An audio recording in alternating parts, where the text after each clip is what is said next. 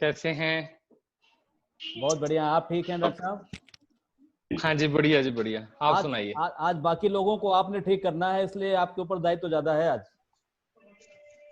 जी, मालिक की दया से सेवा मिली है, अपनी तरफ से पूरी कोशिश करेंगे। जी जी डॉक्टर साहब, जी डॉक्टर साहब, कर रहे हैं। जी बहुत जी बढ़िया। जी। जी हाँ जी, टॉपिक थोड़ा मेरे को सुनने को मिला जो चल रहा था, कंटिन्यू रखिए उसे, कोई बात नहीं। जब मेरा नंबर आता है बताइएगा। ऐसा हम लोग डॉक्टर साहब, हम लोग 5 मिनट और लेंगे आपसे। 5 मिनट में अपनी बात जी हम एसोसिएशन की बात रख लेते हैं, उसके बाद फिर आपका शुरू करते हैं और आपका आखिर तक चलेगा जी। जी जी जी, राइट। सोहन जी बताइए। विनोद जी आप बताइए।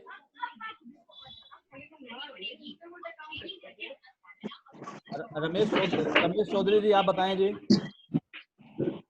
सभी को नमस्कार। नमस्कार सर। कैसे हैं आप सब? बढ़िया। धन्यवाद धन्यवाद। मेरा जैसा मानना है कि आज जो मीटिंग रखी गई है डॉक्टर साहब के द्वारा, तो हम सब आज सिर्फ डॉक्टर साहब को ही सुने। हाँ अच्छी बात है जी, अच्छा सुझाव है। सही कह रहे हो जनाब, सही कह रहे हो। अच्छा सुझाव है जी आपका। बोलो बोलो सर, बोलो, सुन रहा हूँ। आप सबकी राय है तो जी डॉक्टर साहब बोलें फिर क्या? हाँ, डॉक्टर साहब को ही बोलने दिया जाए। ठीक है जी। मैं सबका जो अभी नए जुड़े हैं सबको स्वागत करता हूँ। मीरा पाल जी का, अक्षय भारद्वाज जी का और अपने सभी मित्रों का मैं स्वागत करता हूँ। और डॉक्टर मोहित मोंगा जी के विषय में थोड़ा सा मैं बताना चाहूँगा। डॉक्टर मोहित मोंगा जी एमडी हैं आयुर्वेद में। एक सेकंड हो करिएगा।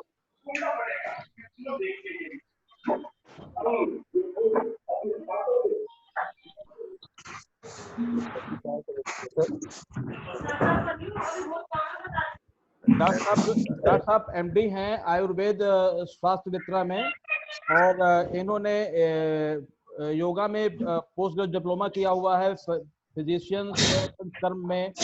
और अभी सीनियर कंसल्टेंट हैं महर्षि आयुर्वेदा हॉस्पिटल पीतमपुरा वहाँ शालीमार बाग में। और डॉक्टर साहब ने अभी जो हमारा कोविड का चल रहा है, कोविड के लिए इन्होंने पार्टिसिपेशन भी किया है आयुष मंत्रालय की तरफ से। तो ये पूरी तरह से प्रशिक्षित और अपने क्षेत्र के पारंगत व्यक्ति हैं। डॉक्टर साहब हमें आज कुछ यौगिक क्रियाएं बताएंगे और हमें कुछ जड़ी बूटियों के विषय में कुछ ज्ञान देंगे और किस तरह से बचाव और बाकी चीजों का होगा उसका हमें ज्ञान देंगे। तो अभी सबसे हम अनुरोध करेंगे कि अपने अपने माइक म्यूट कर दें और केवल डॉक्टर साहब अपना माइक खुला रखेंगे, बाकी सब उनकी सुनेंगे। और जिसको जो लगता है पॉइंट्स नोट करते जाए। मैं राजकांत झा साहब से भी बोलूंगा कि अपने जो पॉइंट्स डॉक्टर साहब बता रहे हैं उसको नोट कर लीजिएगा, ताकि उसको हम प्रेस विज्ञप्ति के लिए और अपने जो एसोसिएशन हैं उसको आगे जगह हमको भेज भी दें। वैसे हम डॉक्टर साहब से अनुरोध करेंगे कि बाद में लिख के हमें दोबारा भी भेज देंगे अगर संभव होगा तो। लेकिन राजकांत साहब आप स्वयं नोट कर लीजिएगा। सारे लोग अपने फोन म्यूट कर लीजिए। डॉक्टर साहब शुरू करिए। डॉक्टर साहब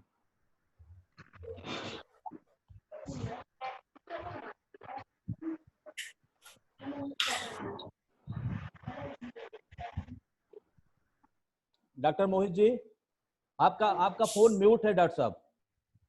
ओके, सॉरी जी। सभी को नमस्कार।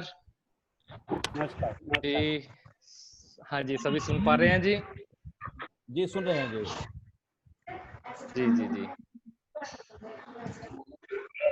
सभी का मैं अभिनंदन करता हूं और मैं धन्यवाद हूं उपल अंकल और शुक्ला साहब का, जिन्होंने मेरे को मौका दिया आप सभी के समक्ष आने का। और इस मानवता की सेवा में मैं भी अग्रसर हूं। कोरोना वॉरियर के तौर पर जो भी मुमकिन होता है अपनी तरफ से कर रहे हैं। जैसा कि आज के अगर हम आंकड़े देखें तो हमारे भारतवर्ष में करीब 2.5 लाख के जो है केसेस हो रखे हैं कोरोना के, जिसमें वैसे ठीक 1,20,000 के करीब ठीक भी हो गए हैं। और कुल जो मालिक को प्राप्त हो गए हैं, जो अपनी देह छोड़ गए हैं, वो 6,900 के करीब है। और दिल्ली प्रांत में उनमें से 750 के करीब हो गए हैं। तो ये आंकड़े जो हैं बहुत अभी तेजी से बढ़ रहे हैं। इसके पीछे कारण क्या है? कारण अनेक हैं। हमारा भारत जो है बहुत पॉपुलस है, हम सभी को पता है। शुरुआत में जो सरकार ने नीति रखी, जो लॉकडाउन किया, उसमें जैसे उन्होंने स्ट्रिक्टनेस रखी थी, उसकी वजह से अभी भी कुछ हद तक उसकी भी इम्पोर्टेंट है और वो भी अभी भी लागू करना बनता है। पर उनको भी देखना पड़ता है, इकोनॉमिक क्राइसिस है सब जगह, जो है हर बंदा घर में बैठा जो है वो स्ट्रेस में आ रहा है, तो काम नहीं है, तो इसलिए ऑटोमेटिकली स्ट्रेस और एंजाइटी जिससे डिप्रेशन होने के चांसेस बढ़ जाते हैं। तो शुरुआत में जो इन्होंने स्ट्रिक्टनेस बरती, मैं समझता हूँ कि तब उतनी स्ट्रिक्टनेस नहीं चाहिए थी, तब थोड़ा उसको मॉडरेट रखते और अब भी उसी को मॉडरेट रखते। तब उन्होंने बहुत हाई पीक पे कर दिया और अब बहुत लो पीक पे कर दिया। ये मेरा खुद का व्यक्तिगत अपना एक ऑब्जर्वेशन है जिसे मैं आपसे साझा कर रहा हूँ। तो बात आती है जी, हम कोरोना कोविड-19 इससे कैसे बचें? इसकी देखिए हिस्ट्री मेरे ख्याल से आज के टाइम में कोई भी जच्चा बच्चा से लेके बड़े तक कोई भी अनजान नहीं है। सभी जानते हैं कि ये चाइना से आया हुआ एक वायरस है जो कि सारी दुनिया में महामारी के रूप में फैला हुआ है। तो हमारे भारत में आयुष मंत्रालय की तरफ से इससे बचाव करने के कुछ उपाय, कुछ उन्होंने प्रोटोकॉल्स बताए हैं, जिसका मैं अभी आपको विस्तार से बताता हूँ। उसके साथ में मैं कुछ पहले एक दो और चीजें बताना चाहूंगा जो भारत सरकार की एडवाइजरी है, ताकि हम समझ पाए कि आयुर्वेद का जो ये आयुष मंत्रालय है, आयुर्वेद जिसमें अंतर्गत है, इसका इम्पोर्टेंस कैसे है और हम इसका जो है ग्राउंड लेवल पे समझ पाए कि इसके अंदर सक्षमता कैसे है। चाइना में जहां ये वायरस फैला है, चाइनीज सिस्टम में एक ट्रेडिशनल चाइनीज मेडिकल सिस्टम भी है। तो उनके भी कुछ एक ऐसे काढ़े हैं जिनका उन्होंने उपयोग कराया और अपने वुहान में और ताइचीन में उन्होंने उसका उपयोग करके लोगों को जानलेवा इस बीमारी से बचाया है। तो उसका डे टू डे उन्होंने रिसर्च भी किया, उसे पब्लिश भी कर दिया है। आज वो वर्ल्ड लेवल पे जो है पब्लिश हो गया है। ऐसे ही होम्योपैथी में भी कुछ एक दो दवाइयां हैं जो आयुष मंत्रालय ने जिसका एडवाइस दिया है, जो है बचाव के लिए है। उसका भी उपयोग करने से हमारी जो है कोविड से, इसके संक्रमण से हम बचते हैं। तो ये बच कैसे रहे हैं, ये इसका जुलाई ना हुई कल। डॉक्टर साहब मैं सबको म्यूट कर रहा हूँ, आप दोबारा अनम्यूट कर लीजिएगा। कह तो सही मैंने, मैं सबको म्यूट कर रहा हूँ जी। जी आप कर लीजिए।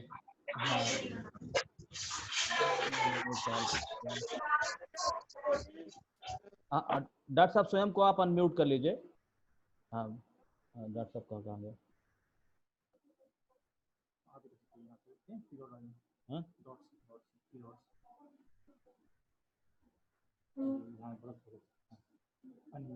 कहाँ पे है?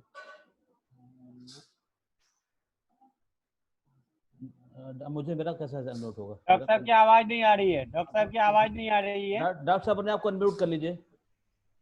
हाँ जी, आ गई आवाज? जी अब आ गई है जी। हाँ अब जी ठीक है, ठीक है। बाकी लोग अपना माइक म्यूट कर लीजिए। हाँ जी, तो मैं बात कर रहा था कि आयुष मंत्रालय में जो पैथीज हैं उसमें आयुर्वेद, होम्योपैथी और बाकी विभिन्न चिकित्साएं, यूनानी भी आता है, योग भी आता है, स्वर रिगपा भी आता है, और हमारे केरल का एक बहुत एक और मेडिकल सिस्टम है, रेयर सिस्टम है, उसे सिद्धा मेडिसिन कहते हैं, वो भी आता है।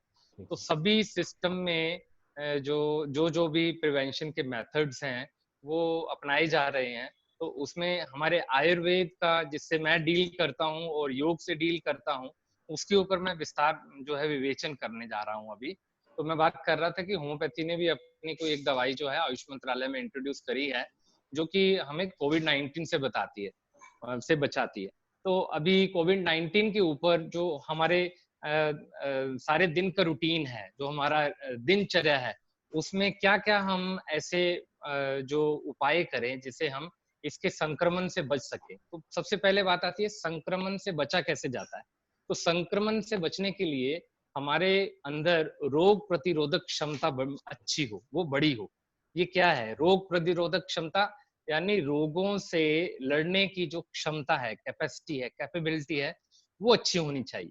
तो ये आगे 3 तरह की होती है। एक तो हमें जन्मजात मिलती है, जो हमें अपने माता पिता के जेनेटिक सिस्टम से, हेरिडिटरी सिस्टम से आती है, जिसे हम हर्ड इम्यूनिटी कहते हैं। दूसरा होता है एक्वायर्ड इम्यूनिटी, जो इम्यूनिटी जो हमारे शरीर के अंदर रोगों से लड़ने की जो ताकत पैदा होती है, वो हमारे बचपन का जो हमें पाला पोसा जाता है, जो हमें माता का दूध मिलता है, उससे हमारे शरीर में वो इम्यूनिटी पैदा होती है।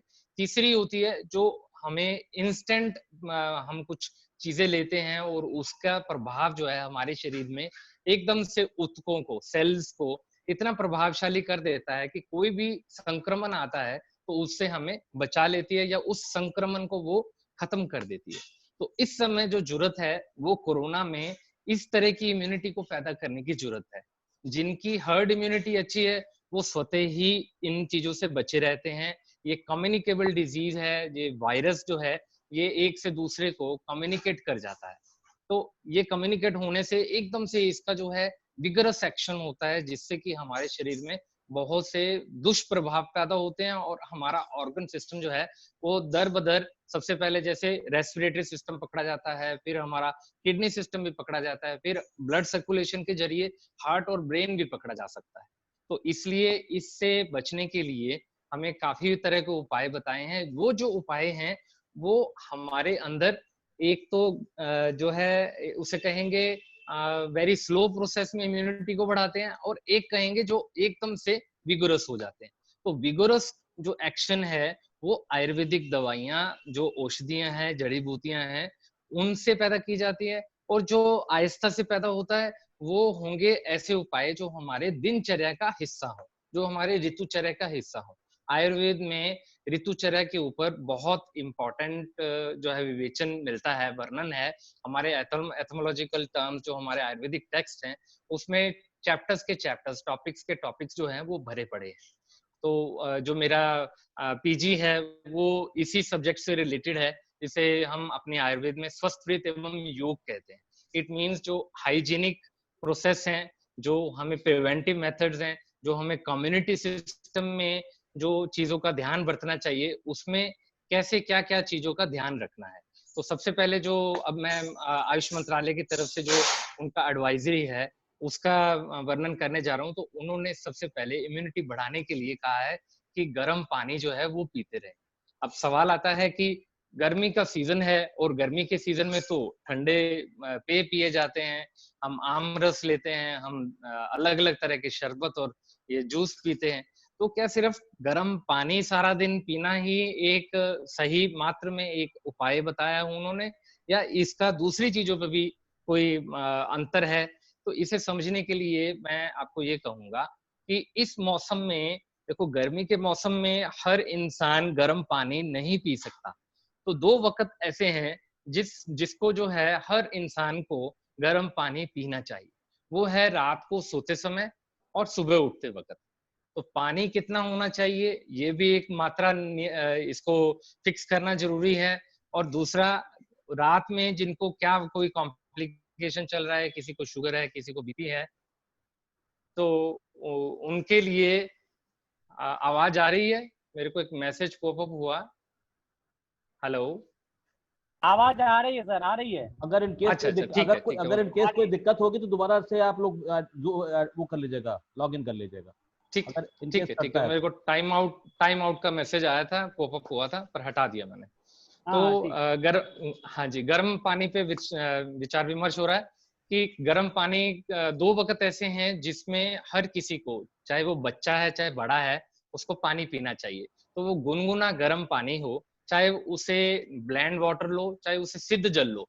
तो हम ब्लैंड और सिद्ध ये 2 वर्ड यूज करते हैं कि उसमें कोई सौंफ, इलायची, जीरा, अजवाइन डाल लेता है तो उसे सिद्ध जल कहते हैं। और अगर उसे प्लेन लेना चाहते हैं तो भी ठीक है। तो अपना ये क्वांटिटी जो है इसको 1 कप तक, रात में 1 कप तक पीना है। सुबह सुबह लोग पानी पीते हैं, कईयों को आदत है, मैंने अपने कई पेशेंट से भी और कम्युनिटी में और सोशल मीडिया पे देखते हैं, बहुत से मिथ्स फैले हुए हैं। बेसिकली वो मिथ्स में वो क्या करते हैं, कहते जी 2, 3, 4 गिलास पानी पी जाओ। कभी भी एक शॉट में, एक बार में 1 गिलास 300 350 ml से ऊपर पानी नहीं पीना चाहिए। ये आयुर्वेद के सिद्धांत के अनुसार भी है और एक फॉर्मूला भी तय हो गया है जो WHO ने जिसे स्टैम्प कर दिया है। तो वो पानी की मात्रा जो अडल्ट पर्सन के लिए आती है वो 300 से 350 ml की आती है। तो बच्चों को कितना 200 ml, माने जो मीडियम साइज गिलास होता है वो वाला। तो रात में और सुबह में पानी पीजिए। और सारे दिन में पानी कब गर्म पीना है, तो वो समय है खाना खाने के बीच में 1-2 घूंट, खाना खाने के अंतर में एकदम बाद में 1 घूंट, और 1 घंटे या 1.5 घंटे के अंदर तब पानी की जब प्यास लगती है, अगर कोई उस समय गुनगुना पानी पिएगा तो उसका सबसे उत्तम लाभ मिलेगा। तो ये गर्म पानी करता क्या है, ये सरकार ने क्यों बताया? क्योंकि गर्म पानी पीने से हमारा जो पाचन तंत्र है वो सुचारू रूप से चलता है। हमारे शरीर के अंदर जो विषैले पदार्थ, जो टॉक्सिन्स हैं, वो रिलीज होते हैं।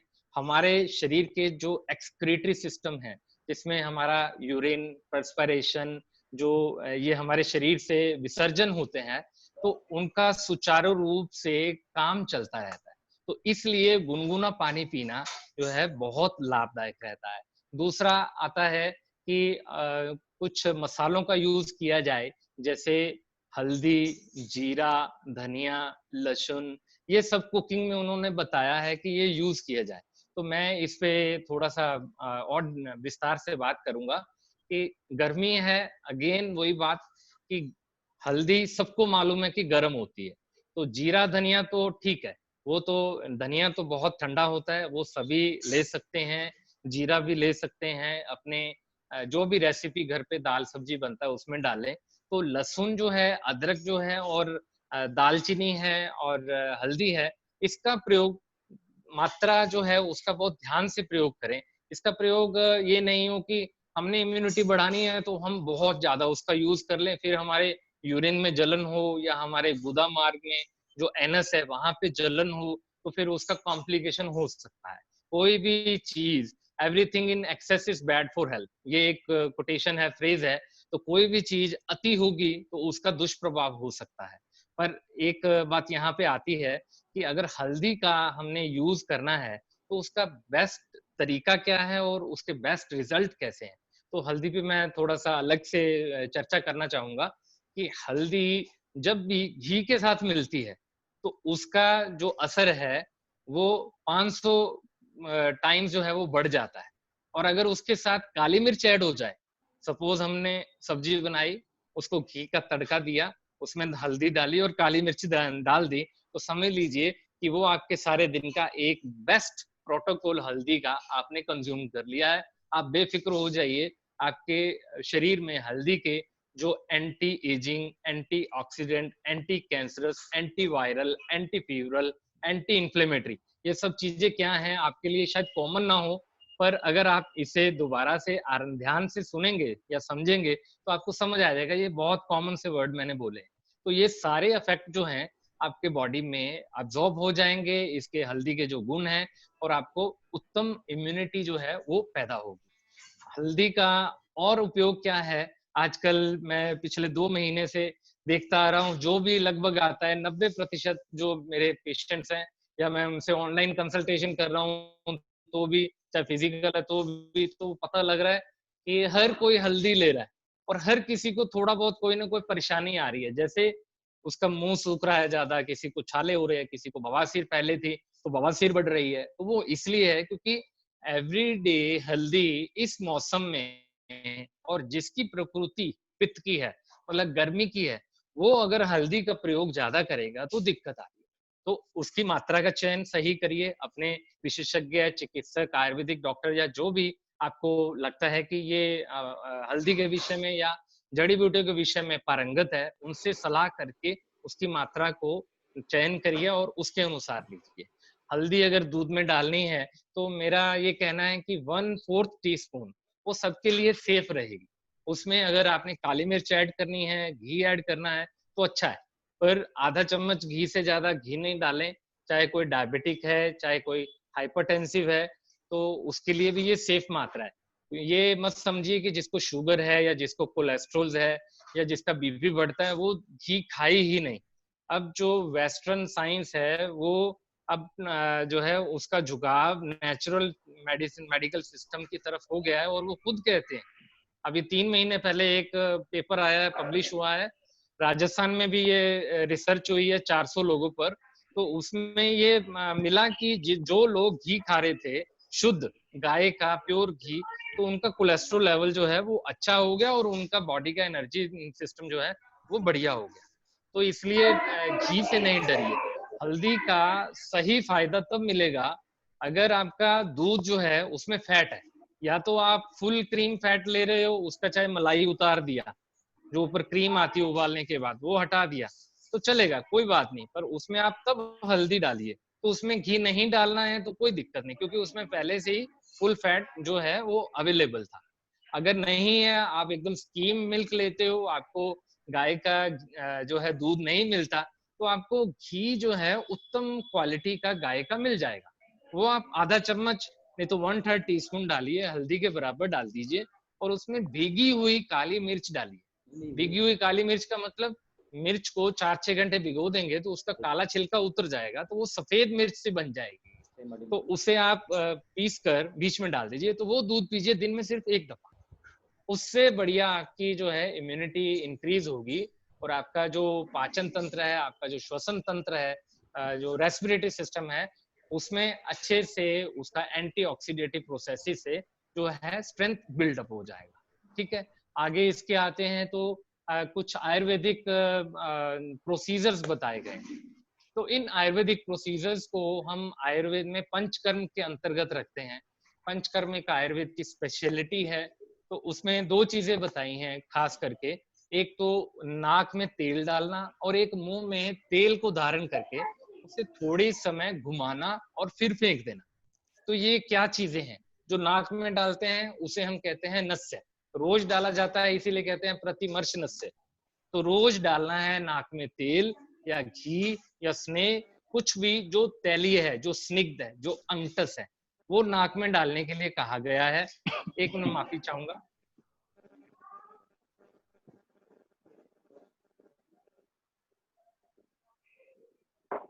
पापा को बुला दो बेटा, पापा भी चश्मे खाली है क्या पापा? अच्छा, हमारे बीच में रमेश चौधरी जी हैं, वो हजारिका फाउंडेशन चलाते हैं और उन्होंने कोरोना वॉरियर्स को बहुत सम्मानित किया है। तो मैं रमेश चौधरी जी का और उनकी संस्था का बड़ा आभार व्यक्त करता हूँ जी। धन्यवाद। डॉक्टर साहब शुरू करिए। अच्छा, एक छोटी सूचना और हाँ भी जी। है, एक छोटी सूचना और भी है कि अभी शायद समय खत्म होने वाला है इसका। इन केस अगर बंद हो जाता है तो उसी आईडी से दोबारा फिर लॉग इन कर सकते हैं आप लोग। ठीक है, ठीक है, कोई बात नहीं, सबका स्वागत है जी। कर ले। डॉक्टर साहब शुरू करिए। तो मैं बात कर रहा था आयुर्वेद के पंचकर्म पाठ की, जो कि आयुष मिनिस्ट्री में ने अपने प्रोटोकॉल में लिया है, जिससे कि हमारा बहुत अच्छा ये इम्यूनिटी सिस्टम बनता है। तो नस्या के ऊपर बात हो रही थी कि नाक में तेल डालना है। तो वो तेल डालना है, घी डालना है, किसको कौन सा डालना है और कितना डालना है, मैं इसको अभी पूरा कर देता हूँ। तो जिसके शरीर में गर्मी है, जो अपने शरीर में ये महसूस करता है कि बहुत हीट है, तो वो नाक में घी डालेगा। जिसके शरीर में खुश्की है तो वो सरसों का तेल डालेगा। जिसके शरीर में बहुत मोटापा है वो भी सरसों का तेल डाल सकता है। अगर आपको घी डालने या सरसों का तेल डालने से कोई दिक्कत लगती है तो सबसे बढ़िया है नारियल का तेल। तो नारियल का शुद्ध तेल जो है उसकी 2 बूंद सुबह आप डाल सकते हैं। कब डाल सकते हैं? जब सिर गीला ना हो, जब आप कुछ गरम रेसिपी, हॉट कुछ भी मील्स लेने लगे हों, तब डाल सकते हैं। जैसे आप नाश्ता करने बैठ रहे हो, नहा लिया, सिर सुखा लिए, कपड़े वगैरह डालकर आप बैठ गए, तो उस समय आप तेल डालिए और ऊपर से आप नाश्ता लीजिए, कोई दिक्कत नहीं। तो अगर नाक में तेल डालने से आपको कोई और गले में टेस्ट बदलता है तो उसके लिए कुल्ला कर सकते हो। 1-2 दफा, 4 दफा जब आपको इसकी आदत हो जाएगी तो आपका नेजल ट्रैक जो है वो भी एकदम शुद्ध हो जाएगा। तो आपको कोई दिक्कत नहीं लगेगी। 5-7 दिन बाद आप उसे डालकर उसे आराम से बैठ सकते हैं। मेरे फेसबुक आईडी पर कुछ अब महीना हो गया होगा, उसमें मैंने इसका डेमोन्स्ट्रेशन भी दिया है। नस्य का और मुंह में जो तेल धारण करते हैं उसे हम गंडूश कहते हैं, इंग्लिश में हम उसे ऑयल पुलिंग मेथड कहते हैं। तो इन दोनों का डेमोन्स्ट्रेशन है। किसी को लिंक चाहिए होगा तो आपको उपल अंकल या शुक्ला जी से मिल सकता है, मेरे को भी आप व्यक्तिगत रूप से पूछ सकते हैं। तो ये 2 बूंद डालने होते हैं दिन में। कितनी बार डाल सकते हैं? जब ऋतु बहुत ये खुश्क होती है तो दिन में 2 से 3 दफा डालिए। जब नम होती है तो 4 से 6 दफा डाल सकते हैं। तो इस तरह से ये हम दिन में 3-4 दफा डालने से क्या करते हैं कि इसमें हमारा ट्रैक जो है ये साफ रहता है, ऑक्सीजन भी अच्छी जाती है, कोई भी बाहर का संक्रामक कोई भी कीटाणु है, जीवाणु है, जैसे ये वायरस है, तो इसका जो है संक्रमण वो वहीं पे रुक जाएगा। क्योंकि अगर हमारा नोज ट्रैक जो है वो ड्राई रहेगा या मलिनता से भरा हुआ है तो वहां पर उसके पनपने के चांसेस ज्यादा है। और जैसे ही कोई ये ऐसा स्नेहांश हमारे इधर रहेगा तो वहां पे रुक जाता है। ये सिद्धांत भी है इसके पीछे। और दूसरा, ये हमारे आंखों की, कानों की, नाक की, जीवा की जितने जो इंद्रियां हैं, इनका जो कर्म है उसको भी बढ़ाने में हेल्प करता है। तो एवरी डे लिया जाने वाला नस्या, जिसे प्रतिमर्श नस्य कहते हैं, वो आयुर्वेद का एक ऐसा उपाय है जिससे हम अपने शरीर की रोग प्रतिरोधक क्षमता भी बढ़ाते हैं। और इस हिस्से की खास करके जो उसकी इंद्रियां को कर्म है, इंद्रियों के कर्म है, उनको हम जो है इंक्रीज करते हैं। तो ये नस्य कर्म आज इन्होंने प्रोजेक्ट किया है, पर मेरे अपने प्रिस्क्रिप्शन स्लिप में वो सदी कहूंगा 10 साल से वो उसके ऊपर वैसे ही छपा हुआ है कि ये रोज करिए, दिनचर्या में, लाइफस्टाइल में बताया हुआ। अगली बात आती है ऑयल पुलिंग। तो इसमें ऑयल पुलिंग में सेम आप सरसों का तेल, नारियल का तेल, इनको मुंह में धारण कर सकते हैं। कईयों को हम मेडिकेटेड ऑयल भी देते हैं जो कि नारियल के तेल में बने होते हैं, जो कि तिल के तेल में बने होते हैं। तो उसकी मात्रा जो है वो हम मुंह में धारण करते हैं। करीब 2 चम्मच से 4 चम्मच उसकी मात्रा ली जाती है और उसे मुंह में रख के घुमाते रहिए। आप ब्रश करने के बाद कर सकते हैं। और ये घुमाते रहना कितना टाइम है, इसको तब तक धारण करिए, तब बताया ऐसे गया है कि तब तक धारण करिए जब तक आपकी आंखों से अश्रु ना आ जाए। तो मतलब पानी भरना चालू हो जाता है, नाक से भी पानी आना चालू होता है। तो आप जरूरी नहीं है कि इस लक्षण के साथ ही उसे फेंके, पर आप उसे धारण करिए 5 मिनट 10 मिनट जितना आपका कैपेसिटी है। अगर आप बोलेंगे तो वो अंदर जाएगा, तो उससे मुंह में घोलिए, मुंह में घुमाते रहिए, मुंह के लार के साथ, सैलावे के साथ वो मिक्स होकर घूमता रहेगा। तो आपका जो मसूड़ों का, दांतों के अंदर जो मलिनता है वो भी खींचता है, उसको ताकत भी देता है और बराबर से कंठ का जो कार्य है वो बराबर रखता है। हमारे जो टॉन्सिल्स हैं उनको स्वेलिंग नहीं आने देता। तो हम मेडिकेटेड ऑयल उस दृष्टि से देते हैं अगर किसी को कोई व्याधि है। नहीं तो आप रूटीन में इम्यूनिटी बढ़ाने के लिए आप सरसों का तेल, नारियल का तेल ले सकते हैं। तो ये आयुर्वेदिक प्रोटोकॉल जो उन्होंने पंचकर्म के बताए हैं वो ये है। अगला इसके बाद बताया है च्यवनप्राश लेने के लिए, कि सुबह जो है वो च्यवनप्राश ली जाए। तो च्यवनप्राश बहुत ही कॉमन सी चीज है जो हर बच्चा भी जानता है, हर बड़ा भी जानता है। तो मेरा फिर आगे आपको सभी को अनुरोध,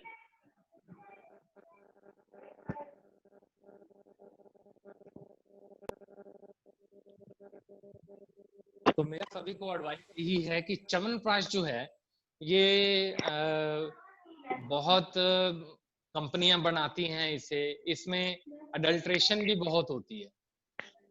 इसमें जो है अडल्ट्रेशन भी बहुत है। तो वो अडल्ट्रेशन को हम कैसे देखें? तो सबसे पहले मैं ये कहूंगा कि जो उत्तम कंपनियां हैं, उत्तम क्वालिटी का जो बनाती हैं च्यवनप्राश, वो है जैसे झंडू, जैसे सांडू, जैसे मुल्तानी। ये दिल्ली की कंपनी है, मुल्तानी दिल्ली में ही बनती है। हमदर्द भी बनाता है, दूध पपेश्वर बनाता है, सेवा सदन बनाता है, विरगो बनाता है, ऊंजा बनाता है। तो इन सब का आप जो कमर्शियल पर्पज से नहीं बनाते, इन सब का जो है आप च्यवनप्राश ले सकते हैं। तो च्यवनप्राश कौन कौन ले और कब ले? सबसे उत्तम समय है सुबह नाश्ते के टाइम, नाश्ते के साथ। अगर किसी को दूध पीने की, कोई सुबह दूध लेने की वैसे ही आदत है, वो रोज सुबह लेता है, तो वो दूध के साथ भी ले सकता है। अगर सुबह किसी को दूध लेने की आदत नहीं है तो वो शाम के समय भी ले सकता है। च्यवनप्राश को शाम के समय भी लिया जा सकता है। च्यवनप्राश में बहुत एनर्जी है, ये आपको क्लियर होना चाहिए कि जब भी इसे लें तो इसका मतलब है कि आपके पेट में भूख अच्छी हो, और अगर ये आपके नाश्ते का हिस्सा है तो नाश्ते में अगर आप 2 परांठी खाते हो तो 1 खाइएगा, अगर 3 खाते हो तो वो 1.5 खाइएगा, अगर 1 खाते हो तो आधी खाइएगा, क्योंकि च्यवनप्राश में अपने आप में इतना कैलोरीज है, इतना एनर्जी है, इतना न्यूट्रिशन है कि वो आपके जो उस समय की जरूरत है शरीर की वो पूरी कर देता है। तो च्यवनप्राश बहुत प्रीमियम क्वालिटी में भी आता है, कुछ कंपनियों का मैं भी यूज कराता हूँ, तो मैं प्लेन च्यवनप्राश की बजाय मैं उसमें उत्तम क्वालिटी का, प्रीमियम क्वालिटी का देता हूँ, ये देखकर कि पर्सन की प्रकृति कैसी है, वात है, पित्त है, कफ है। तो च्यवनप्राश को आयुष मिनिस्ट्री ने सुबह लेने के लिए कहा है। शुगर वालों के लिए सवाल आता है कि च्यवनप्राश में मीठा होता है, शक्कर होती है, तो शुगर वाले इसे लें या ना लें। तो शुगर वालों के लिए मार्केट में वैसे शुगर फ्री च्यवनप्राश मिलते हैं, पर मैं उनके हक में नहीं हूँ, क्योंकि शुगर फ्री च्यवनप्राश में वो चीनी या शुगर, शक्कर तो नहीं मिलाते, पर वो ऐसा पदार्थ मिलाते हैं जो कि इंडिया में बहुत समय से उसे यूज करने के लिए मना किया गया है, अवॉइड किया गया है। अगर आप अच्छे से चेक करेंगे उसमें आपको मिलेगा सैकरीन, सैकरीन वर्ड लिखा होगा, वो होती है स्क्रीन। तो वो स्क्रीन बेसिकली किसी समय में यूज हुई थी, उस शतक ये होगा सन 1980 के बीच की बात होगी, तब इसको बहुत यूज किया गया था। फिर इसके साइड इफेक्ट पता लगे तो गवर्नमेंट ने इस पे बैन लगा दिया है। ऐसे ही कुछ और भी हैं, सॉर्बिटॉल टाइप चीजें होती हैं, तो वो डालते हैं। तो शुगर फ्री च्यवनप्राश मत लीजिए। शुगर वाले को, जिसको शुगर है, अगर च्यवनप्राश उनको खाना है तो वो सादा नॉर्मल वाला च्यवनप्राश ही खाएं, बस उसकी मात्रा आदि रखें। आम पर्सन को 10 ग्राम कहा गया है कि च्यवनप्राश एक समय में लेना चाहिए, तो शुगर वाला 5 ग्राम ले ले। ऐसा तो नहीं है कि शुगर वाला मरीज सारे दिन में कोई मीठा नहीं लेता, जाने या अनजाने। बीट में भी मीठा होता है, हमारे फ्रूट्स में भी मीठा है, तो वो मीठा भी तो जा रहा है ना। तो च्यवनप्राश जिसमें कि उत्तम क्वालिटी की शक्कर डली होती है वो बुरी नहीं है, और उसमें शुगर को काटने के लिए च्यवनप्राश में और बहुत सी ऐसी चीजें डली हुई हैं जिसका उसका मेटाबॉलिज्म अच्छा होता है। जैसे कि बिल्व मूल, जो बेल की जड़ होती है, वो भी उसमें डली होती है। जैसे काली मिर्च, जैसे गुड़ मार्ग, ऐसी चीजें कुछ हैं जिसकी जो उपादेयता है इसके बीच में दी हुई है, और वो कतई नुकसान नहीं करता। तो अगर आपको और अच्छे से कोई विचार विमर्श चाहिए तो आप अपने किसी भी चिकित्सक, वैद्य, आयुर्वेदिक डॉक्टर की उनकी सलाह ले सकते हैं, आपको उत्तम क्वालिटी का च्यवनप्राश वो दे सकते हैं। तो अगली इससे बात आती है काढ़े की। मेरा कल दौरा हुआ एम ब्लॉक में, आपके ही अपने इधर विकासपुरी में।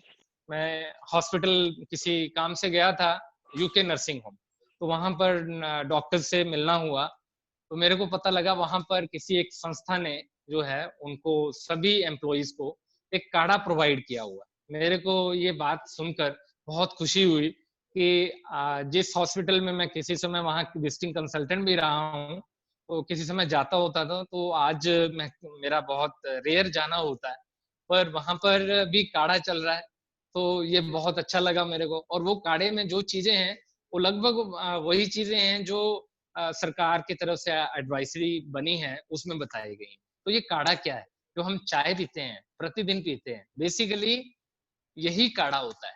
इसे पहले हम, आज से 50 साल पहले या 100 साल पहले कहें तो वर्ड यूज होता था कावा, या काढ़ा को कावा कहा जाता था। अभी भी किसी किसी प्रांत में कावा के नाम से ये मिलेगा आपको। जैसे आप असम साइड जाओगे तो आपको कावा मिलेगा, जो पहाड़ियों की तरफ जाएंगे, उत्तराखंड की तरफ जाएंगे तो आपको कावा मिलेगा। उसमें वो दूध नहीं डालते, उसमें वो जड़ी बूटियों को बॉयल करके फिल्टर करके आपको दिया जाता है।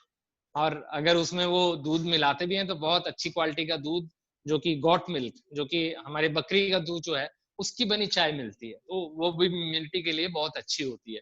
मैं यहाँ तो नहीं कहूंगा कि सभी गॉट का मिल्क को प्रोवाइड करें और उससे बनाएं। तो चाय जो है, ये डिकॉक्शन जो है, हर्बल टी, ये काढ़ा जो है हम प्रतिदिन ले सकते हैं। कब लेना होता है, तो मैं कल उनको भी एडवाइस करके आया कि इसका सही समय ये है। तो वो समय है, अगेन बात करेंगे तो सुबह खाली पेट का, और फिर शाम को जो हम चाय पीने का टाइम होता है। काढ़े हमेशा जो हैं वो खाली पेट लिए जाते हैं, पर जो हमारी चाय है, जो रूटीन में हम चाय ले रहे हैं, चाय पत्ती वाली, टी लीव्स वाली, वो सुबह लेना कहीं ना कहीं नुकसानदायक है, हानिकारक है। और मैं सबको कहता हूँ कि वो इतनी हानिकारक है कि आप सारे दिन में जितना भी पौष्टिक आहार लेते हो, अगर वो आहार में आपने पौष्टिकता बहुत अच्छी रखी हुई है, पर आपने सुबह चाय पी है, तो आपको उस पौष्टिकता का सिर्फ 50% मुश्किल से मिलेगा। क्यों? क्योंकि उस टी लीफ का जो स्वभाव है वो एस्ट्रिंजेंट होता है। हमारे आंतड़ियों में वो ऐसे काम करता है जैसे कोई कपड़ा गीला हो और हम उसे निचोड़ देते हैं, तो निचोड़ने से सारा पानी निकल जाता है और क्या होता है, वो कपड़ा सूखता है। वैसे ही सुबह सुबह टी लीव्स, जो हम मॉर्निंग चाय अंग्रेजों का दिया हुआ सबसे बड़ा श्राप मैं कहता हूँ इसे, वो जो हम पीते हैं तो हमारे इंटेस्टाइन्स का क्या होता है, वो कपड़े की तरह ऐसे निचड़ती हैं। तो वो क्या करती हैं, जब भी कोई चाय पीता है सुबह, तो क्या होता है, उसे यूरिन का जो है अर्ज होता है, उसे पेशाब जाने का हाजत होता है। तो वो यूरिन क्या है बेसिकली, वो हमारी आंतड़ियों के निचड़ने से पानी फिल्टर होके जो किडनी में आता है, वो यूरिन के रूप में बाहर निकलता है। और फिर कईयों को जो है स्टूल की भी अर्ज होती है, डेफिकेशन, मतलब उनसे स्टूल लैट्रिन पास करने के लिए जाना पड़ता है। तो अगेन वो क्या करती है, कईयों को तो सुबह सिर्फ चाय पीने से ही होता है, तो वो बीमारी को उन्होंने न्योता दिया हुआ है। और वो, चाहे मैं यहाँ पे क्लियर करूंगा, चाहे इलाज आयुर्वेदिक लेते हो, होम्योपैथी लेते हो, एलोपैथी लेते हो, और उनको पूर्ण स्वास्थ्य नहीं मिल सकता। मैं बहुत स्ट्रिक्ट हूँ अपने पेशेंट्स, गेस्ट लोगों के साथ, कि जिनको जो चीज छुड़वानी है तो वो मैं पूरी काट देता हूँ। अगर वो अगली बार आता है, कहता है कि सर ये ले लिया, तो मैं कहता हूँ कि वो दरवाजा है, आप जा सकते हैं। तो वो देखता है, तो मैंने कहा बैठिए, इसीलिए अगर आप बात मानोगे तभी जो है स्वास्थ्य मिल सकता है। अगर हम डॉक्टरों की फीस भरते रहेंगे, दवाइयां खाते रहेंगे और अपनी आदतों को नहीं बदलेंगे, तो हम स्वास्थ्य को सही मायने में प्राप्त नहीं कर सकते। तो जो काढ़ा आयुष मिनिस्ट्री की तरफ से भी बताया गया और मैं भी बताता हूँ, उसमें थोड़ा सा उन्होंने जो चीजें बीच में बताई हैं, जैसे उन्होंने तुलसी, दालचीनी, काली मिर्च, सौंफ, मुनक्का, ये सब चीजें डालने को कहा है। तो ये थोड़े अगेन वही बात आती है, ये गर्म स्वभाव के हैं। ये सारे द्रव्य हैं जो हमारी रसोई घर में, हमारे रसोड़े में मिलते हैं, ये सब गर्म स्वभाव के हैं। तो इसमें मैं कहता हूँ सभी ऐड करें। वो क्या चीजें हैं, जैसे सबसे पहले सौंफ, गर्मी की ऋतु है तो उसमें सौंफ को लिया जाना चाहिए, उसमें छोटी इलायची डालनी चाहिए। तो ये 5-6 चीजें हैं, जैसे आप मिला के रख लीजिए। सबसे पहले तुलसी, फिर दालचीनी, फिर सौंठ, फिर काली मिर्च, फिर उसके बाद सौंफ, फिर इलायची। तो सौंफ तक सभी एक मात्रा में, इलायची आधी मात्रा में, मान लो एक एक एक चम्मच सभी हों, और इलायची जो है वो आधी मात्रा में। तो इनको आप मिक्सचर बना के रख लीजिए, और एक समय में आधा चम्मच से पौना चम्मच इसे जो है आप पानी में, गर्म पानी में या सादे पानी में डाल के रख दीजिए, और 1-2 घंटे बाद उसे गैस पे चढ़ा दीजिए। वो 1 गिलास मान लो आपका पानी है, तो उसे आप रिड्यूस करके आधा गिलास या 1/3 कप, 1/3 गिलास, वो 1 कप के करीब हो जाएगा। तो उसमें फिल्टर करके रख लीजिए, और ऑन स्पॉट आप शक्कर मिलाइए उसमें। अगर कोई डायबिटिक नहीं है, अगर कोई डायबिटिक है तो वो शक्कर नहीं मिलाए। वो अगर कोई मिठास लेना चाहता है, तो एक हमारे स्टीविया नाम से आयुर्वेदिक फ्लावर्स का एक एक्सट्रैक्ट आता है, वो सेफ है डायबिटिक पीपल के लिए। वो उसकी एक गोली के रूप में मिलता है, वो स्टीविया। अब मैं दोबारा बोल रहा हूँ, स्टीविया। तो स्टीविया की वो टैबलेट्स मिल जाती हैं, 1 गोली 2 गोली डाल लें तो उनको वो मिठास भी मिल जाएगी। और ये सारे द्रव्य क्योंकि ये कटु हैं, तो वो पीने में ऐसे लगता है कि जैसे जबान जो है वो छिल रही है या कट रही है। तो इसलिए आप उसमें थोड़ा मिठास के रूप में ये डाल सकते हैं, नहीं तो शक्कर डालिए। और इसका और अच्छे से फायदा लेना है तो जब ये चाय का जो कावा है, ये जो काढ़ा है जड़ी बूटियों का, ये आपके सामने आ रहा है, तो उस समय आप 5 से 10 बूंद जो है नींबू की डाल सकते हैं।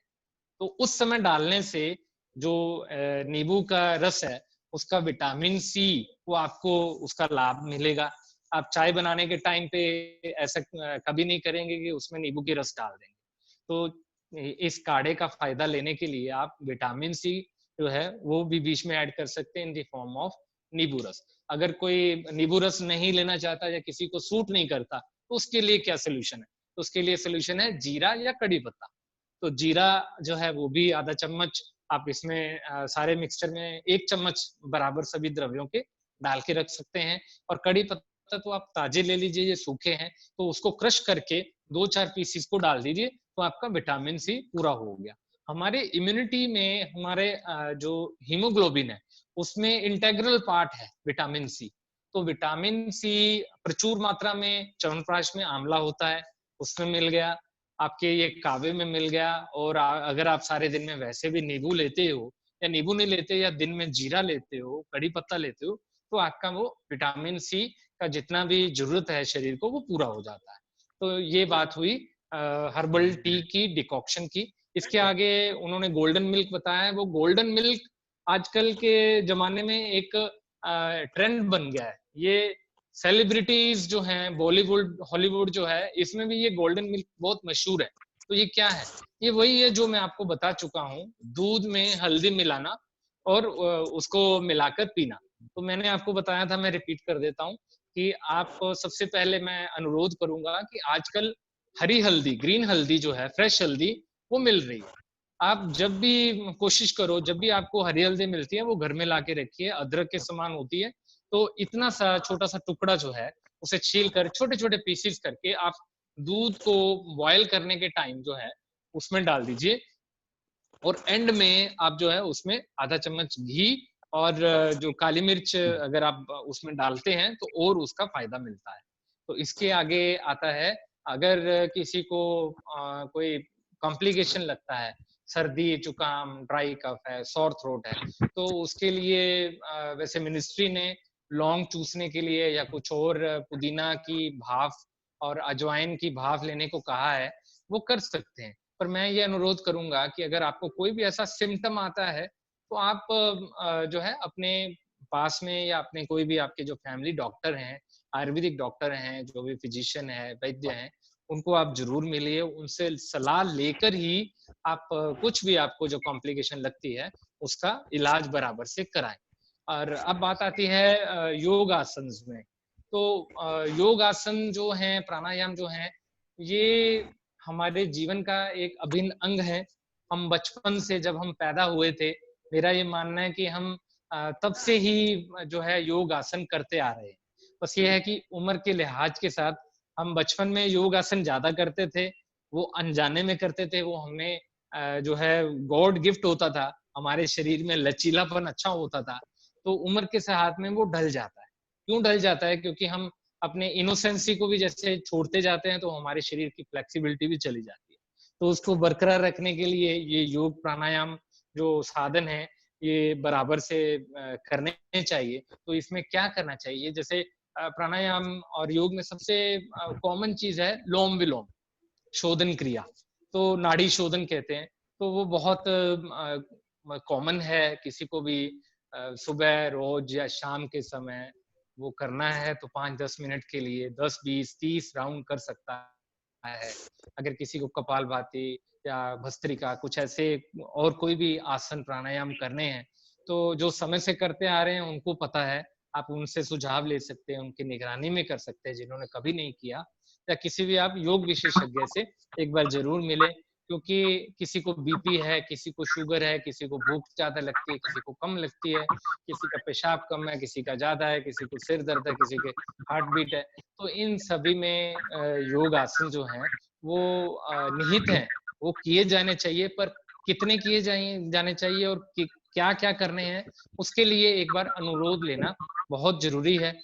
और मैं आपको इस समय में, इस ऋतु में और अपनी इम्यूनिटी के लिए एक अच्छा एक प्राणायाम बता देता हूँ, जिसका लिंक अगेन मैं कहूंगा कि यूट्यूब या इंस्टाग्राम या फेसबुक पे मेरे वैद्य मोहित मोंगा के नाम से आपको मिल भी सकता है। कुछ 15-20 दिन पहले डाला था। वो है शीतली शीतकारी प्राणायाम। शीतली शीतकारी प्राणायाम में हम जीभ की कुछ आकृति बनाते हैं और उससे वायु का जो है हम अंदर में जो है पूरण करते हैं। तो उससे हमारे शरीर का जो टेम्परेचर है उसमें कुछ बदलाव आता है, एक होम्योस्टेसिस क्रिएट होता है। एक होम्योस्टेसिस माने कोई बैलेंस क्रिएट होता है, जिससे हम अपने सारे शरीर सारे दिन का जो शरीर का हमारा जो ऊर्जा का लेवल है, एनर्जी लेवल है, उसे मेंटेन कर पाते हैं। क्योंकि ये जो ऋतु है इसमें हमारे शरीर में डिहाइड्रेशन बहुत जल्दी से होता है। तो डिहाइड्रेशन होने से हमारे शरीर का ऑटोमेटिक जो है हीट फैक्टर जो है वो इंक्रीज हो जाता है।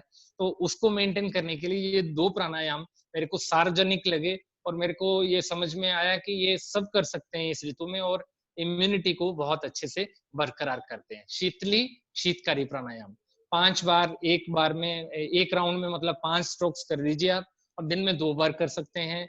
और इसके अलावा मेडिटेशन, ध्यान, ये भी एडवाइजेबल है। आधा घंटा, 20 मिनट, 10 मिनट, जिसका जितना कोई समय दे सकता है, आराम से दे सकता है, करने पे उसे कोई घबराहट या दिक्कत नहीं होती।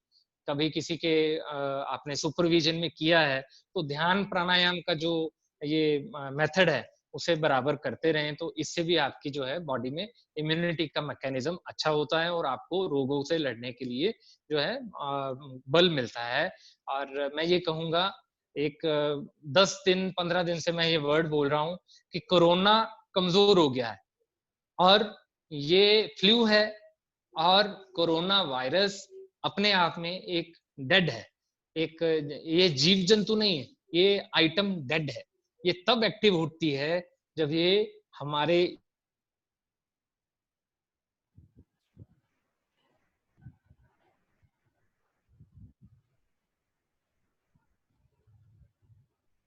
लिंक खत्म हो गया क्या? Time is up.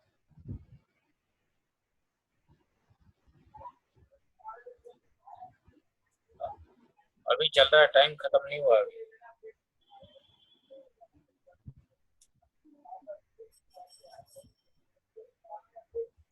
अभी चल रहा है। डॉक्टर साहब का थोड़ा सा दिक्कत है। डॉक्टर साहब का साउंड नहीं आ नेटवर्क रही, शायद साउंड वीक नहीं आ है। रही, आवाज नहीं आ रही। नहीं, डॉक्टर साहब का नेटवर्क वीक होगा। हाँ, नेटवर्क वीक होगा।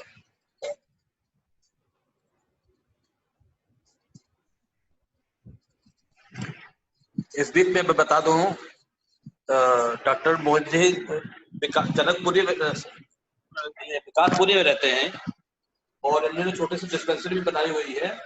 कंसल्टेंट है, लोग अगर कोई चाहे तो वहां जा सकते हैं, से मिल सकते हैं।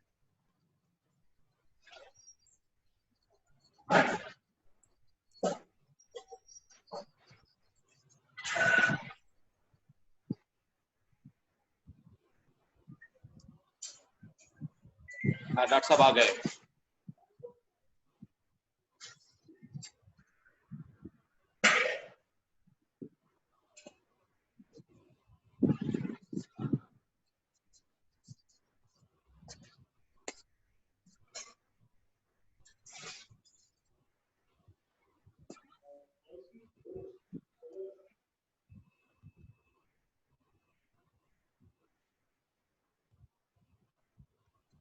डॉक्टर साहब बोलिए।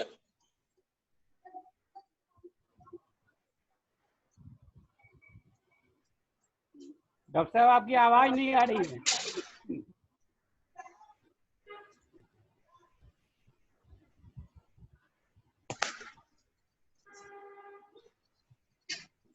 जुड़ तो गए हैं।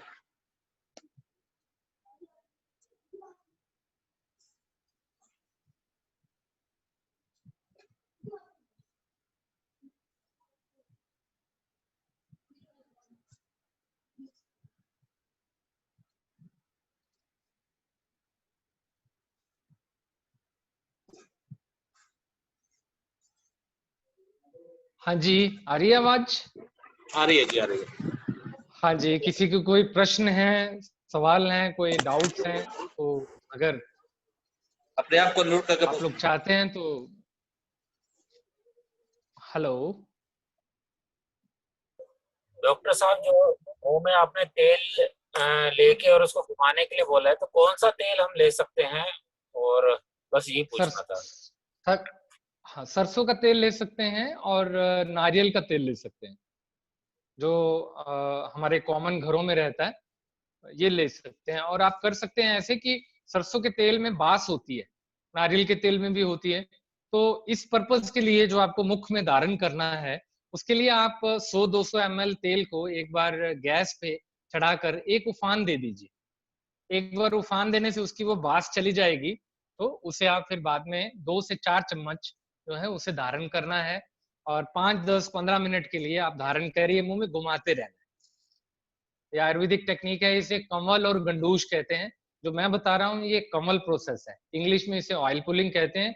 और ये भी आजकल बहुत फेमस है, हॉलीवुड, बॉलीवुड, वेस्टर्न कल्चर में, कंट्रीज में ये बहुत फेमस हो गया है ऑयल पुलिंग मेथड। इससे आपके दांतों का, मसूड़ों का पूरा हाइजीन भी रहता है, मलिनता जाती है और ताकत मिलती है। और बताइए शर्मा जी।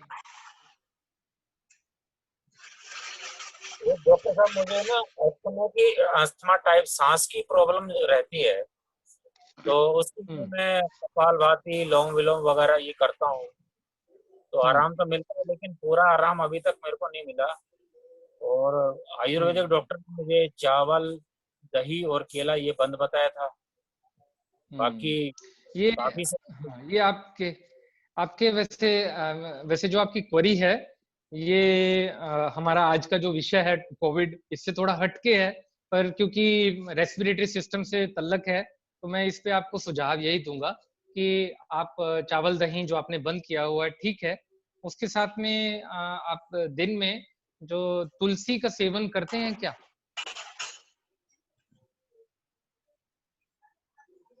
तुलसी का सेवन।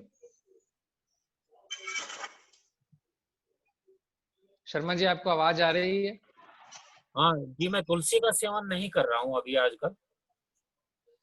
थोड़ा करिए, उसे तुलसी का अर्क मिल जाएगा। अगर तुलसी ताजी मिलती है तो उसके दिन में कोई 4-6 पत्ते जो हैं वो हाँ आप जी। उसको लीजिए। उसको लेने का एक सिद्धांत है, कहते हैं कि तुलसी जो है ये हमें पता ही है, राधा जी का पर्यायवाची शब्द है। इसमें पारद का अंश है, क्योंकि तुलसी, राधा जी जो हैं शिव जी के अच्छे भक्त थे, तो शिव जी का जो अंश है वो इसमें भी अवेलेबल है। और ये कभी भी इसके पत्ते चबाएं तो उसे मुंह में लगे नहीं रहने देना। पत्ते अगर चबाते हो अगर आप, तो उसको पानी के साथ निगल जाओ। अगर वो मुंह में लगा रहेगा, मसूड़ों में लगा रहेगा, तो कहीं हानि होने की संभावना होती है। और अगर आप उसे चाय दूध में मिला के लेते हैं तो सबसे उत्तम है। ठीक है।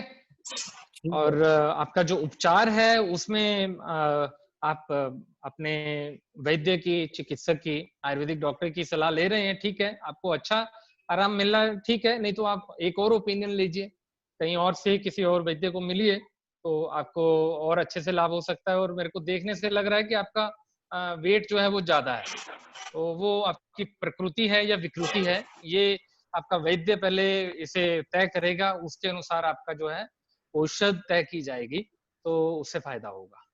ठीक है। जी जी, ठीक है। और बताइए। हाँ जी, और कोई जी? धीरेन्द्र श्रीवास्तव जी, आप पूछें कुछ? अनम्यूट कर लीजिए पहले अपने आप को। मैं पूछूं जी, अगर परमिशन हो तो? हाँ बोलिए ना जी, बोलिए। डॉक्टर साहब जी, एक अभी आपने सजेस्ट किया है कि च्यवनप्राश सवेरे नाश्ते के साथ लें और च्यवनप्राश के साथ दूध ले तो अच्छा है। तो जो अगर लेते ये हैं, जो दूध, लेते हैं, हाँ दूध जी, जो लेते हैं, अगर किसी को दूध लेने की सुबह में आदत नहीं है ना, तो वो शाम को लें।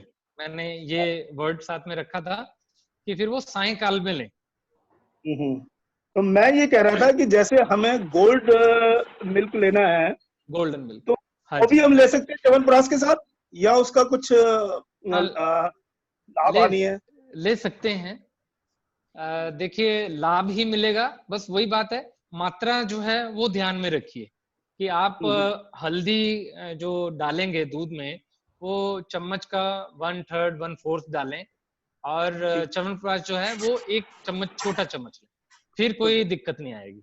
ये सबसे बढ़िया, आपका सवाल मेरे को बहुत अच्छा लगा। ये कॉम्बिनेशन जो है सबसे बढ़िया रहेगा। और हम सजेस्ट भी करते हैं कई लोगों को, शाम के समय कईयों को होता है कि हम डिनर नहीं करें, तो हम उसे कहते हैं कि चलो आपको उत्तम रसायन देते हैं। ये च्यवन ऋषि जी ने इसे खाकर अपने आप को कहते हैं, हमारे लिटरेचर में मिलता है कि वो बहुत सालों तक, हजारों सालों तक उन्होंने जिंदगी जी है और वो जवान रहे। उनके नाम से च्यवनप्राश बना है। प्राश उसे कहते हैं जो चाटा जाता है, जो लेह के फॉर्म में होता है। तो ये थिक चटनी होती है, तो ये प्राश हुआ और ये रसायन है, रेजुविनेटर है।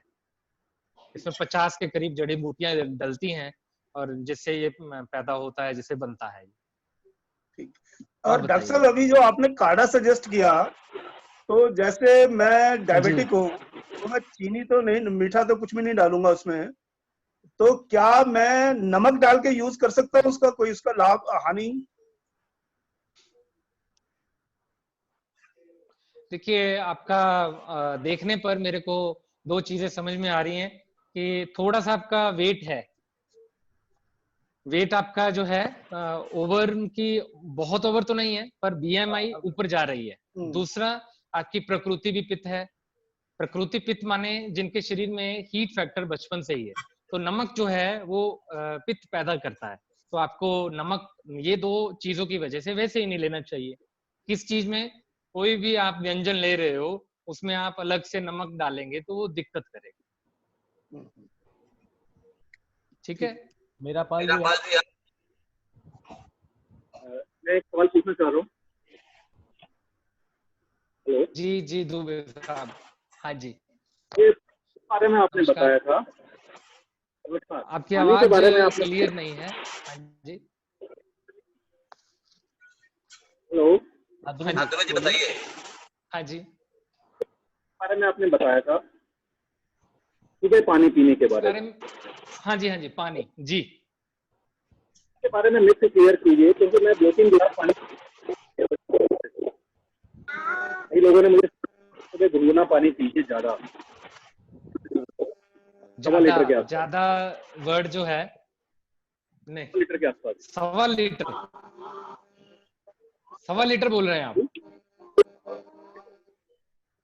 कितने, एक लीटर से ऊपर बोल रहे हैं? हाँ, 1.25 लीटर के आसपास। दुबे जी, इतने पानी से तो, हाँ, अभी मेरा आप रिप्लाई लीजिए। जी जी, मैं आपको ये अनुरोध करूंगा कि इतना पानी कभी भी मत पीजिए। इतना पानी पीने से तो यौगिक एक क्रिया हो जाती है जो षटकर्म में आती है, कुंजल कहते हैं उसे। कुंजल क्रिया जो है वो 1.25 लीटर 1.5 लीटर पानी में कोई भी व्यस्त कर लेता है। जैसे आपका सहनन है, आपका जो फिजिक है, आप वात प्रकृति में हो और आपका ये जो दुबला पतला शरीर है, इतने में तो कुंजल हो जाता है। अगर इतना पानी पीएंगे तो आपके जो इंटेस्टाइन सिस्टम है वो सारी ड्रेन हो जाएंगी। इतना पानी कभी भी मत पीजिए एक बार में। अगर वो पीना है तो वो कुंजल के लिए हो सकता है कि पानी पीकर उसे उड़ेला जाता है, उसे बाहर निकाला जाता है। एक बार में आपको 1 शॉट में 300-350 ml पानी पीना है, जो कि हमारे घर के आम स्टील के गिलास होते हैं। और अगली बात, अगर आपने इतना पानी पी लिया और 15 मिनट आधे घंटे में आप उसे दोबारा पीना चाहते हैं, तो आपको ये ध्यान रखना होगा कि आपको क्या प्यास लग रही है, उसका एहसास हो रहा है। अगर आपको प्यास नहीं लग रही ना, अगर आपको फील नहीं हो रही है, थर्स्ट फील नहीं हो रही, तो आप पानी तब तक नहीं पिए। इतना पानी आप पी के आप अपने पचन तंत्र को जो अपचन की तरफ लेके जा रहे हैं। इससे व्याधि दूर नहीं होंगी, इससे व्याधियों को न्योता मिल रहा है। ठीक है दुबे जी? हेलो सर, मेरा एक सवाल है। स्टफलिंग हो रही है। हेलो सर, मेरा पाल जी अधिवक्ता है, उत्तर प्रदेश से हैं। इनका प्रश्न बताइए। जी जी डॉक्टर साहब, हाँ जी, नमस्कार। नमस्कार। साउंड चला गया इसलिए प्रश्न नहीं कर सका।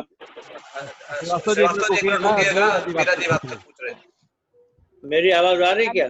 श्रीवास्तव जी, आप इसके बाद बोलिएगा। आपने श्रीवास्तव बोला तो भाई आपके लिए बोला कि बाद में बोलिएगा। मीरा जी ठीक है। जी सर प्रणाम। मेरा नाम मीरा पाल है और सिविल कोर्ट गोरखपुर में प्रैक्टिस करती हूँ। बहुत अच्छे। हाँ जी। सर हम शुगर पेशेंट भी हैं।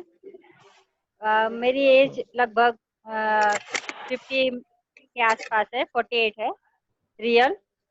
तो जी मैं शुगर पेशेंट जी भी हूँ।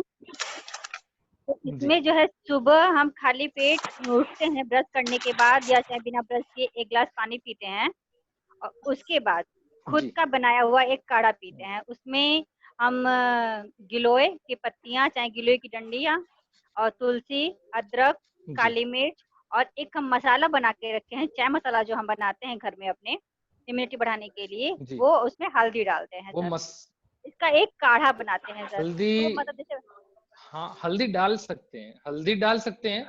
उस चाय मसाले में आपने जो भी द्रव्य लिए हैं उसको आपने ये देखना है कि उन सभी का जो प्रभाव है वो बहुत ज्यादा गर्म तो नहीं है। लोग क्या कर रहे हैं, लोग काढ़ा तो ले रहे हैं पर वो अपने शरीर में इतनी गर्मी कर रहे हैं कि उनके मुंह में छाले हो जा रहे हैं। बस इतना नहीं ध्यान सर, रखना है। उसमें बस इसमें जो है 1 लीटर पानी में हम एक चुटकी, वो आधा लीटर हो जाता है तो 1 चुटकी की मात्रा ही रखते हैं। जैसे हम चाय में डालते हैं मसाले 1 चुटकी या एक मतलब उससे चुटकी कम। तो कम है। हाँ नहीं नहीं, सर, एक उसमें जो चुटकी है तो और कम जो रहेगा, ताजे, बहुत कम रहेगा। अच्छा नहीं उसमें ज्यादा और कड़वे हो चीजें जाते आप हैं। गिलोय डाल रहे हो। अच्छा, गिलोय है, हाँ तुलसी की ठीक है, पत्ती है, तो ठीक है, अमरूद की पत्तियां हैं ठीक है, और काली मिर्च है, ठीक है, अदरक है। ये सब सारी सारी जो चाय का ठीक है, मसाला हमने बनाया है, ठीक काली है। मिर्च, अदरक, तो वो पहले से ऑलरेडी सूखा बना करके मैंने रखा है पाउडर, उसको भी ऐड करते हैं उसमें। उसमें हल्दी हम्म ऊपर से डाल देते हैं, हम्म। उसमें चीनी या नमक नहीं डालते हैं। हाँ ठीक है। तो उसमें डाल के बॉयल करके हाँ उसको नहीं हाफ कट डालिए। वर्जन और लेके, थोड़ी कड़वी जरूर लगती है हाँ ठीक है, क्योंकि आपने आपने जो ये व्यवस्थित व्यवस्थित जो आपने ये काढ़ा बनाया है ये सही है। इसमें अमरूद की पत्ती कोई डालकर आप बना रहे हो, कोई डाल रहा है तो अच्छा है। और जो अदरक है वो आपने सूखी डाली, वो तो सौंठ हुई।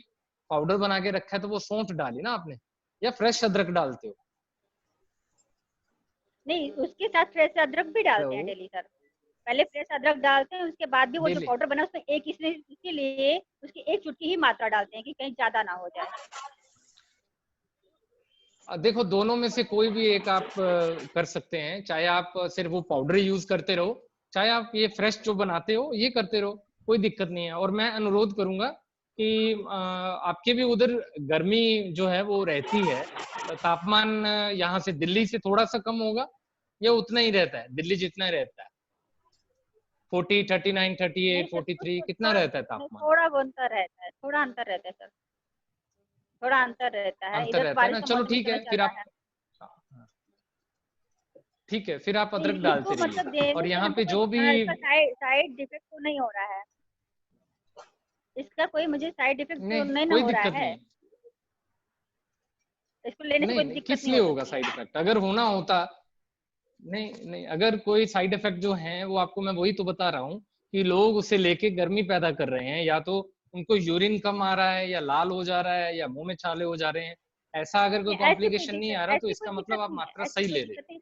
बस बस एक दिक्कत ये है कि अगर हम जैसे इस समय गर्म पानी, हल्का गुनगुना पानी पीते हैं, तो कभी किसी दिन अगर मान लीजिए नॉर्मल पानी पी ले रहे हैं तो गला पकड़ ले रहा है।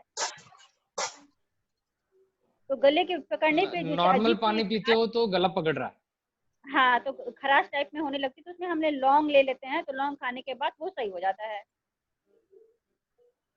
वो भी ठीक है, आप साथ में गागल्स करिए थोड़े गर्म पानी से, बिना नमक के, बिना नमक के नहीं सर, नमक गुनगुने तो मैं पानी से काढ़े आप में कुछ नहीं गरारे करिए। डालती, काढ़े में मत काढ़े में तो डालिए, मैं कुछ गरारे नहीं डालती, करिए। ना नमक डालती हूँ। अच्छा, हाँ ठीक है, ऐसे सही सादे है, पानी से कोई दिक्कत नहीं। हाँ जी, सादे पानी के गरारे, ठीक है। और यहाँ सभी गुनगुना जो सादा पानी से श्रोतागण हैं, गरारे करें। हाँ जी गरारे करिए। यहाँ श्रोतागण जो भी सुन रहे हैं ये बात का ध्यान रखें, दिल्ली में जैसे जो लोग हैं तो वो चाय में या काढ़े में अदरक की बजाय सौंठ को यूज करें, ड्राई जिंजर, श्रीवास्तव जी आप सूखी हुई अदरक को जो है वो सौंठ कहते हैं, वो यूज करें, ठीक है। हाँ जी, अभी कौन? श्रीवास्तव जी सर बहुत बहुत धन्यवाद हाँ, सर। शुक्ला जी जी कौन, मैं बोलूं क्या? जी प्रणाम। बोलिए। हाँ जी, हाँ जी। क्योंकि बहन जी का प्रश्न तो अंत नहीं हो रहा है। डॉक्टर साहब, मैं एक धीरेन्द्र एक दो बस श्रीवास्तव प्रश्न गोरखपुर और से लेंगे। मैं हाँ जी। यही विकासपुरी से बोल रहा हूँ। जी जी सुबह नमस्कार। खाली पेट हम जो, क्योंकि विषय जो है कोरोना 19 से संबंधित है, तो उसी जी से संबंधित पूछूंगा। सुबह जो हम लोग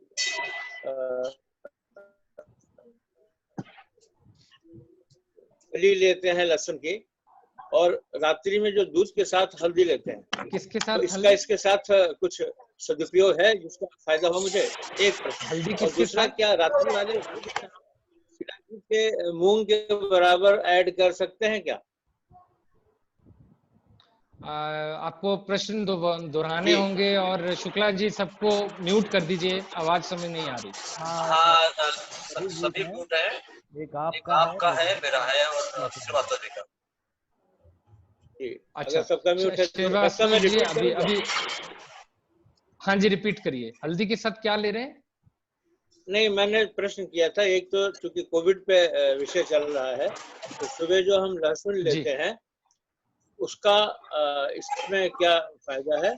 और दूसरा, हम रात्रि में दूध के साथ हल्दी लेते हैं, अगर उसमें हम मूंग के हाँ दाल के बराबर शिलाजीत लिक्विड डालें तो उसका क्या फायदा है या नुकसान है?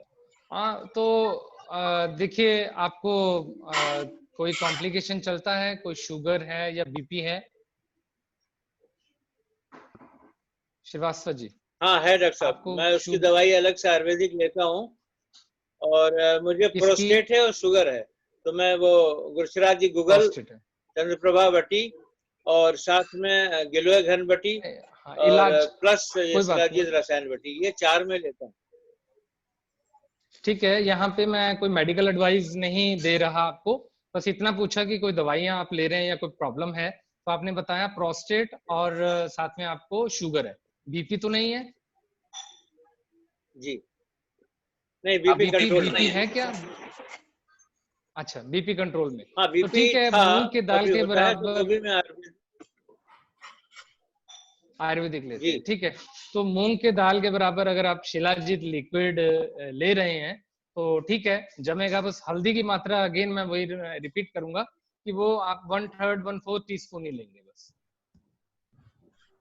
हल्दी की मात्रा। हमारे बीच में जी अमरीश डिमरी जी हैं, ये ये बद्री नारायण जी के पुजारी हैं, और आप देहरादून रहते हैं। तो मैं डिमरी जी आप कुछ पूछना चाहेंगे? अपने अपने आप को म्यूट कर लीजिए, अनम्यूट कर लीजिए अपने आप को। डॉक्टर नमस्कार, जय बद्री विशाल। हाँ जी नमस्कार, 1 मिनट।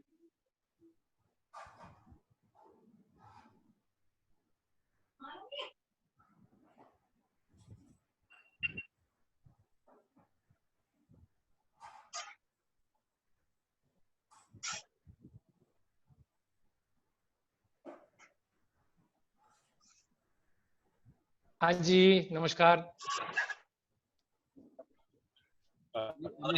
जी नमस्कार। हाँ जी बोलिए डिमरी जी। आवाज आपकी क्लियर नहीं है। 13 साल का मेरा बेटा है, 13 साल का, तो बेटा जी है मेरा 13 साल का।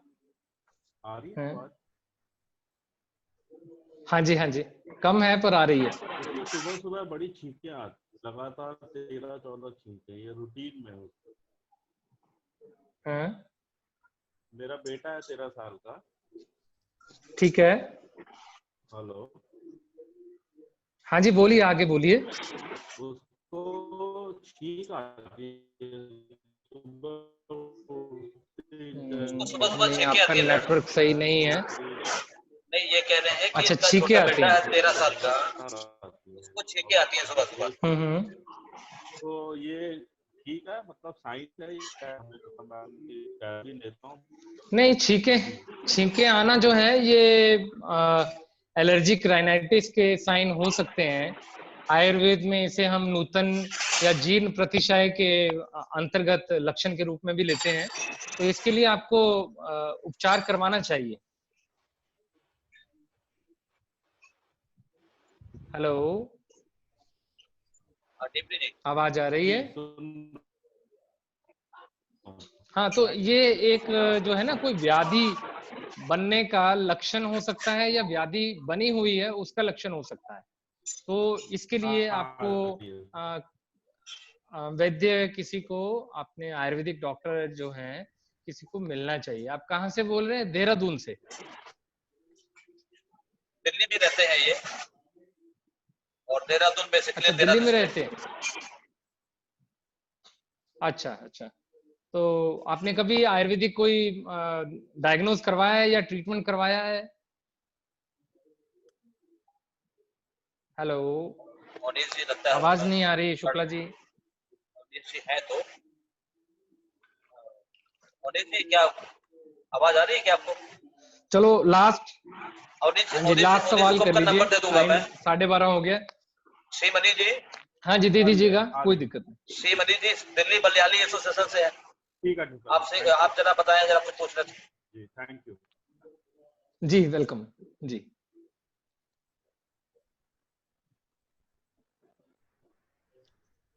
शुक्ला जी नहीं, किसी का भी कोई अभी अनम्यूट कर ले रिस्पॉन्स हो रहा? डॉक्टर साहब नमस्कार। जी जी, हाँ जी नमस्कार जी। हाँ जी मनी जी। सर मेरा एक क्वेश्चन था। मेरे को नासल एलर्जी है।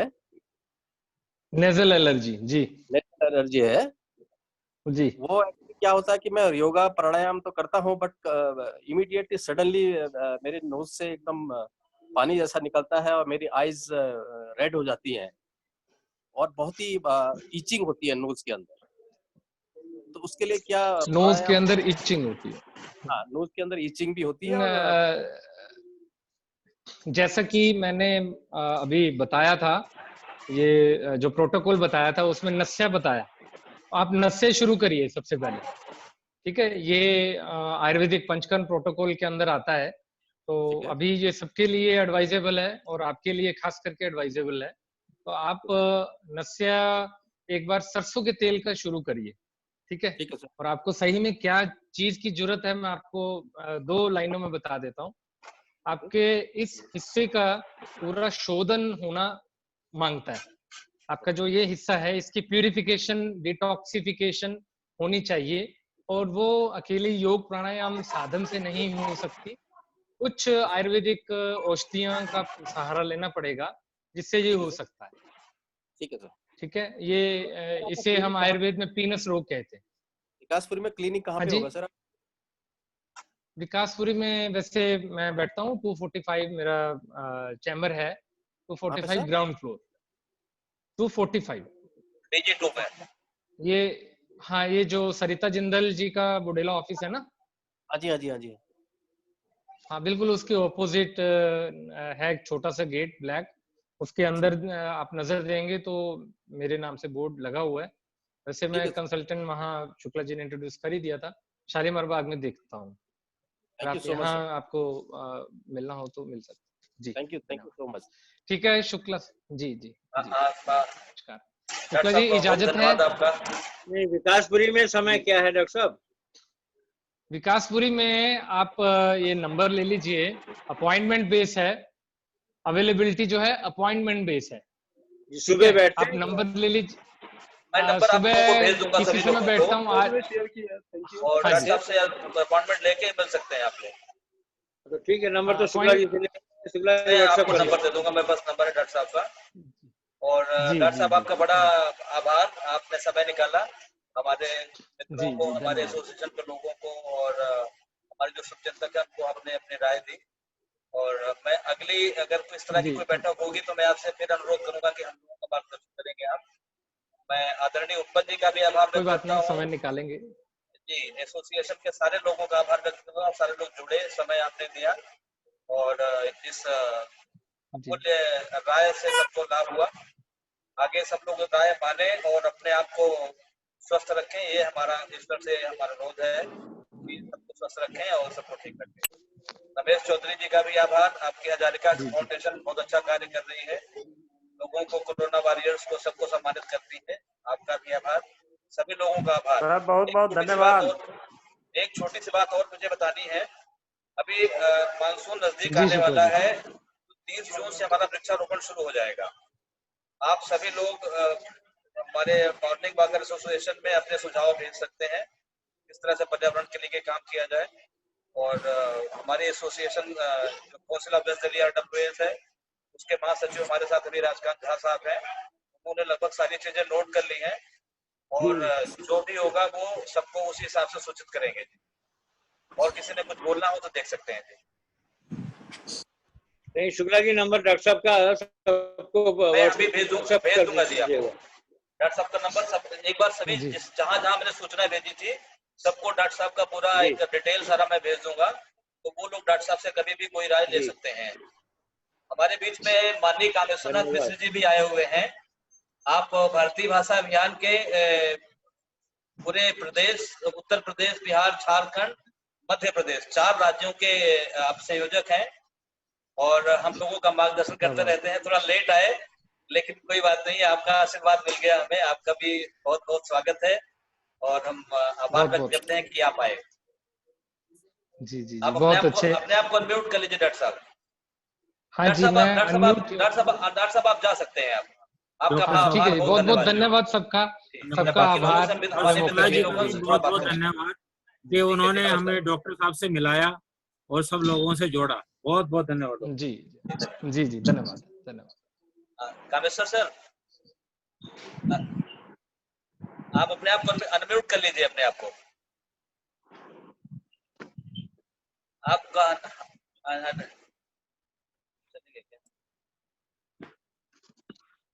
लगता है डिस्कनेक्ट हो गए हैं। अरे शुक्ला जी, डॉक्टर साहब का प्रोग्राम बाद में कुछ गैप के बाद रख लीजिएगा। हाँ रख लेंगे जी। ये होगा कि लोग अपने मित्रों से सबको एक बार रिव्यू कर लेंगे अपने को। ये सारे जन रहते हैं सर। हाँ जी सर। और कोई राय, कोई सूचना देना चाहेंगे? बस सर, आज बहुत अच्छा प्रोग्राम हो गया। डॉक्टर साहब ने खूब अच्छी जानकारी दे दी और एक अच्छी बात और भी है सर कि डॉक्टर साहब ने हम लोगों को एक और मदद करने के लिए बोला है। हम लोग जो पर्यावरण के लिए काम कर रहे हैं, हमारे पार्क में जड़ी बूटियां लगवाने के लिए उन्होंने बोला कि हम पौधे आपको आइडेंटिफाई करवा देंगे, वो आप अपने पार्क में लगवाइए और उसको नित्य प्रति प्रयोग उसका कर सकते हैं। तो शायद हमारे आगामी इस मानसून में हम बहुत सारे पौधों को लगाएंगे भी। बहुत अच्छी बात है सर। शुक्ला जी, बहुत बहुत धन्यवाद आपका और बहुत बहुत धन्यवाद डॉक्टर साहब का। जी मेरा पाल जी हमारी गोरखपुर से जुड़ी इतनी दूर से, इनका स्वागत है, इनका बड़ा आभार हम व्यक्त करते हैं। मेरा पाल जी वहाँ गोरखपुर में अपनी इकाई को मजबूत करिए खूब, भारतीय भाषा अभियान की इकाई को। शुक्ला जी, मैंने कुछ जामुन के पेड़ तैयार किए हुए हैं, तो जैसे ही ये सीजन शुरू हो बरसात का तो आप मेरे से ले सकते हैं। जी यहाँ पे प्रिया अपार्टमेंट पे ना? हाँ जी, प्रिया अपार्टमेंट जी। हाँ जी, हाँ तो मैं ले लूंगा जी, अब तैयार रखिएगा उनको और हाँ जी, आपके हाथ से लगवाएंगे उनको पार्कों में। ठीक है, धन्यवाद। राजकांत सर आप बताएं कुछ। हाँ सर, सभी आदमी जो भी हमारे सम्मानित सदस्य इसमें उपस्थित हुए, शामिल हुए, अपने सुझाव रखे, सबको बहुत बहुत धन्यवाद काउंसिल से। और आज का प्रोग्राम बहुत ही अच्छा रहा। आपकी कृपा दृष्टि बनी रहे, बस सबको थोड़ा थोड़ा मिलता रहेगा प्रसाद। ठीक है सर। ठीक है जी सर, आपको समाप्त किया जाए। हाँ जी सर। जी बहुत आभार जी। एक बार कल्याण मंत्र कर लेंगे, ओम का उच्चारण करेंगे 3 बार।